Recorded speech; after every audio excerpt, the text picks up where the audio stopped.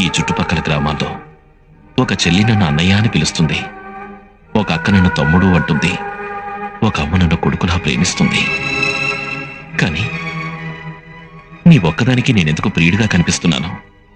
ఇందులో నా తప్పేదైనా ఒకటి క్షమించు. మీరు మంచితనంతోనే చంపుతారనుకున్నాను, మాటలతో కూడా చంపుతారా? ఈ ఊర్లో అందరి కష్ట సుఖాల గురించి ఆలోచించి మీరు నా గురించి ఎందుకు ఆలోచించరు? నేను ఈ ఊరు ఆడపిల్లనేగా. అందుకే చెప్తున్నాను, నీకు తగిన వాణ్ణి చూసి పెళ్లి చేసుకోమని.